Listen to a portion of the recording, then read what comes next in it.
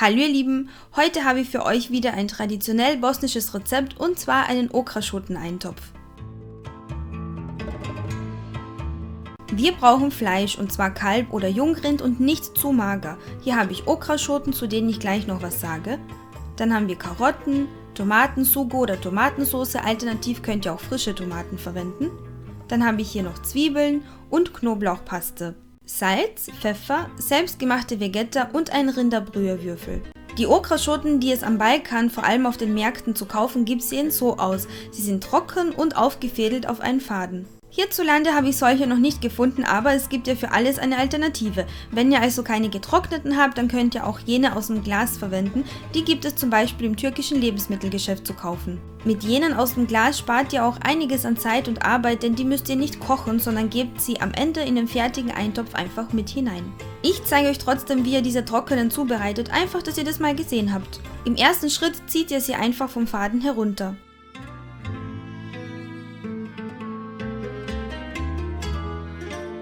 Gebt sie in einen Topf zusammen mit dem Wasser, und zwar den 500 Millilitern und einem Spritzer Zitronensaft. Jetzt wird das Ganze einfach kurz aufgekocht. Danach reduziert ihr die Hitze auf Stufe 5 von 9 und kocht sie ungefähr 25 Minuten, bis sie sich sichtbar vergrößert haben und weich sind. Danach seilt ihr sie einfach ab und stellt sie zur Seite, denn wir brauchen sie erst ganz zum Schluss wieder.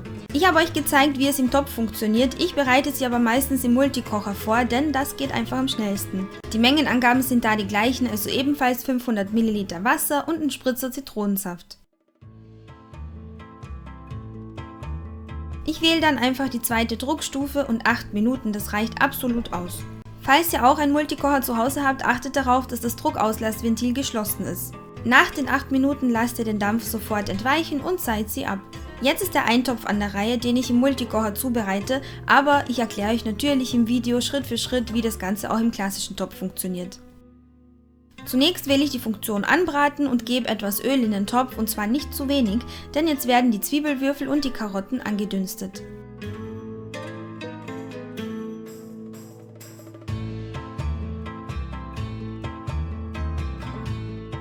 Danach fügt ihr die Knoblauchpaste und das Fleisch hinzu.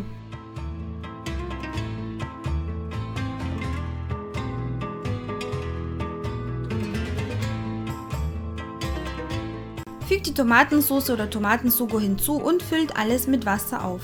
Ich verwende übrigens in letzter Zeit lieber Sugo als klassische Tomatensauce oder gehackte Tomaten, weil einfach das Sugo etwas milder ist im Geschmack. Wundert euch nicht wegen der geringen Wassermenge, denn das Fleisch und die anderen Zutaten werden noch Saft abgeben und dann hat es die perfekte Konsistenz. Ich wähle dann die zweite Druckstufe und 25 Minuten, diese Zeit ist notwendig, damit das Fleisch schön weich wird. Im klassischen Topf zubereitet dauert es etwas länger, und zwar auf Stufe 4 bis 5 von 9 ungefähr eine Stunde.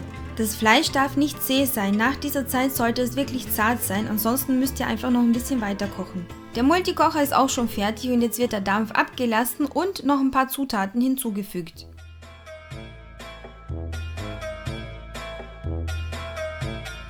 Dann wähle ich die Stufe Anbraten, weil wir noch ein bisschen Hitze benötigen, und füge jetzt folgende Zutaten hinzu, und zwar den Brühewürfel, die Gewürze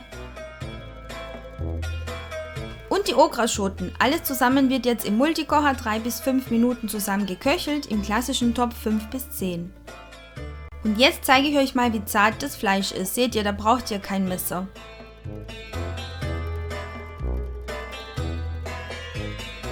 Am Ende ist der Eintopf von der Konsistenz her etwas flüssiger als Gulasch, aber eher dickflüssig. Falls euch das immer noch zu wenig ist, könnt ihr das Ganze andicken mit Speisestärke und kaltem Wasser.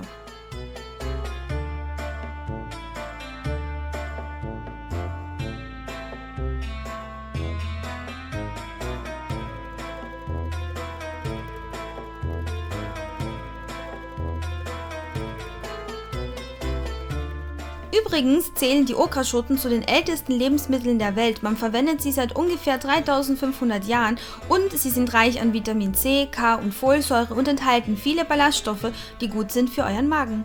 Ich hoffe, dieses etwas andere Gericht hat euch gefallen und würde mich freuen, wenn ihr es nachkocht.